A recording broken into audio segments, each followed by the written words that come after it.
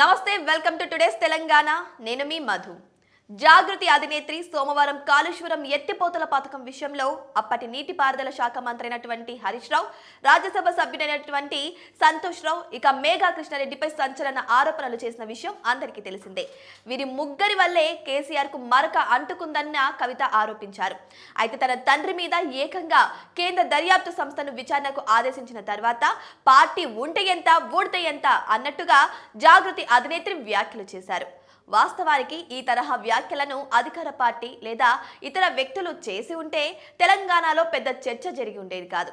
అయితే స్వయాన గులాబీ అధినేత కుమార్తె ఈ వ్యాఖ్యలు చేయడంతో తెలంగాణలో రాజకీయ సంచలనం ఏర్పడింది.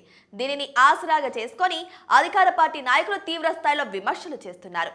ఇలా అవినీతి జరిగిందని తెలిసే మా ముఖ్యమంత్రి కేంద్ర దర్యాప్తు సంస్థకు ఈ వ్యవహారాన్ని అప్పగించారని చెబుతున్నారు. జాగృతి అధినేత్రి వ్యాఖ్యలు చేసిన నేపథ్యంలో గులాబీ పార్టీ సామాజిక మాధ్యమాలలో తీవ్ర స్థాయిలో స్పందిస్తోంది.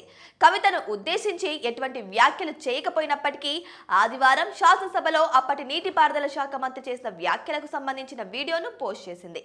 నిండు శాసనసభలో 6 అడుగుల బుల్లెట్ అధికార పార్టీని ఆట ఆడుకుంటున్నారని, ఇప్పటికైనా అధికార పార్టీ నాయకులకు అసలు విషయం బోధపడాల్సి ఉందని రాసుకొచ్చింది.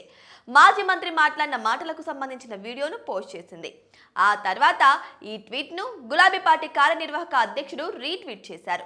మా పార్టీ నాయకుడు నిండు శాసనసభలో కీలక వ్యాఖ్యలు చేశారు. ఈ వ్యాఖ్యల ద్వారానైనా అధికార పార్టీ నాయకులు అసలు విషయం ఏంటో తెలుసుకుంటారని ఆశిస్తున్నా అని పెట్టారు.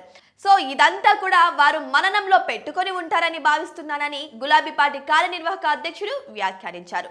తన సోదరి సోమవారం కీలక వ్యాఖ్యలు చేసిన నేపథ్యంలో గులాబీ పార్టీ సోషల్ మీడియా నీటిపారుదల శాఖ మాజీ మంత్రి అసెంబ్లీలో మాట్లాడిన మాటలకు సంబంధించిన వీడియోను ట్వీట్ చేయడం సంచలనమైతే, దానిని గులాబీ పార్టీ కార్యనిర్వాహక అధ్యక్షుడు రీట్వీట్ చేయడం ద్వారా తమ పార్టీ మనోగతం ఏంటో చెప్పకనే చెప్పారని రాజకీయ విశ్లేషకులు అంటున్నారు.